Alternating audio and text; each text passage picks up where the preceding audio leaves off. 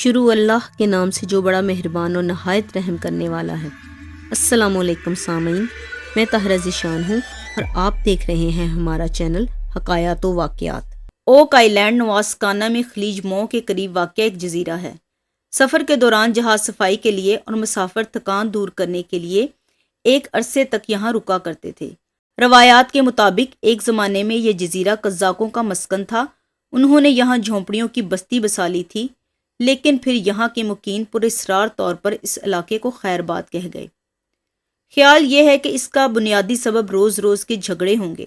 1795 میں 3 افراد Tony وڈگان، Danny لگینس اور جیک سمتھ نے اوک میں قیام کیا۔ ٹونی نے سب سے پہلے ایک درخت میں کوئی خاص بات نوٹ کی اور دوستوں کو متوجہ کیا۔ یہ شاہ بلوط کا درخت تھا۔ خاص بات یہ تھی کہ اس کی شاخوں سے لمبے رسوں کے سرے بندھے ہوئے تھے، جبکہ رسوں کے دوسرے سرے نیچے مٹی میں گاڑے گئے تھے۔ انہیں احساس ہوا کہ ضرور یہ کوئی خاص علامت ہے اور ممکن ہے کہ کسی پوشیدہ خزانے کا پتہ لگ جائے۔ انہوں نے نیچے کی طرف کھدائی شروع کر دی۔ یوں معلوم ہوتا تھا کہ جیسے وہاں کوئی کنواں تھا جس میں کوئی وزنی چیز رسوں کی مدد سے اتاری گئی تھی اور پھر اسی مٹی سے کنواں بھر دیا گیا تھا۔ تینوں آدمی کھدائی کرتے گئے، حتیٰ کہ مہینوں گزر گئے اور وہ لوگ اس جدوجہد سے اکتا گئے، کیونکہ تاحال کوئی خوش آئند بات ظاہر نہیں ہوئی تھی۔ تھک ہار کر انہوں نے ایک اور شخص ڈاکٹر جان لینڈز کو بلا لیا۔ وہ اپنے مزدور ساتھ لے آیا اور 35 فٹ کی گہرائی میں ناریل کے پرانے ریشے دیکھ کر اسے بھی یقین ہونے لگا کہ ضرور وہاں کوئی دفینہ موجود ہے۔ ڈاکٹر جان کے مزدوروں نے 10 فٹ مزید گہرائی تک زمین کھود ڈالی۔ یہاں شاہ بلوط کے تختوں کی موٹی سی تہ نظر آئی۔ جب انہیں ہٹایا گیا تو دوبارہ ناریل کے ریشوں کی ایک اور تہ ملی۔ انہیں پتا چلا کہ یہ سامان اندازاً 2000 میل دور جزائر غرب الہند سے لایا گیا تھا۔ ڈاکٹر کچھ پر امید تھا کہ بس اب خزانہ نکلنا ہی چاہتا ہے۔ کھدائی پھر سے شروع ہوئی۔ گہرائی میں 8 فٹ مزید اضافہ ہوا۔ یہاں سے ایک چپٹا پتھر ملا جس پر الٹی سیدھے لکیریں کھینچی ہوئی تھیں۔ ڈاکٹر نے اب اپنی بچی کچی آمدنی سے ایک برما خرید لیا اور کنویں کو 100 فٹ گہرائی تک پہنچا دیا۔ پھر یوں محسوس ہوا کہ گویا نیچے کہیں کمرے نما خلا ہے۔ برمے کے پھل نے موٹی سخت لکڑی اور کچے پلستر کو توڑتے ہوئے اپنا راستہ اور آگے بڑھایا تو نیچے سے پانی نکلنے لگا اور دھیرے دھیرے کنویں میں بھرنے لگا۔ لیکن پانی کی سطح پر سونے کے ٹکڑے اور کاغذوں کے ٹکڑے دیکھے گئے۔ ڈاکٹر کی باچھیں کھل گئیں کہ آخرکار خزانہ مل ہی گیا، لیکن اس کی خوشی عارضی ثابت ہوئی۔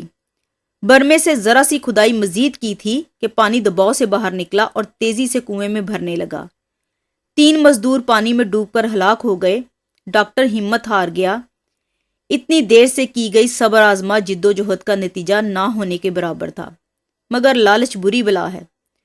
1949 میں ایک بار پھر ڈاکٹر کی نیت خزانہ نکالنے کی ہوئی۔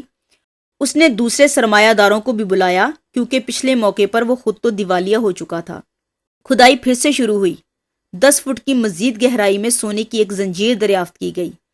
یہاں سیمٹ کی ایک تہ تھی۔ برمے نے جو ہی اس تہ کو توڑا، پانی کا ایک فوارہ پھوٹ گیا۔ سارے مزدور اندر ہی ہلاک ہو گئے۔ ڈاکٹر لینڈز میں اب مزید کام کرنے کا حوصلہ نہیں تھا، اس لیے اس نے کوشش ترک کرنے کا اعلان کیا تو دوسروں نے قسمت آزمائی شروع کر دی۔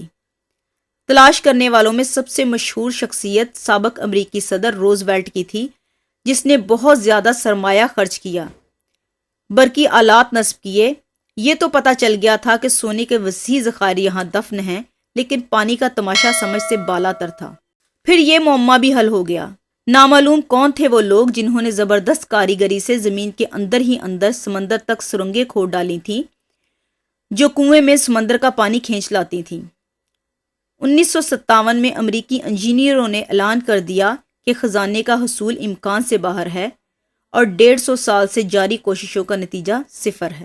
ایسی مزید ویڈیوز دیکھنے کے لیے ہمارے چینل کو سبسکرائب کریں تاکہ ہماری نئی ویڈیوز کی نوٹیفیکیشن آپ کو بر وقت ملتے رہیں۔ ملتے ہیں پھر کسی نئی ویڈیو کے ساتھ، تب تک کے لیے اللہ نگہبان۔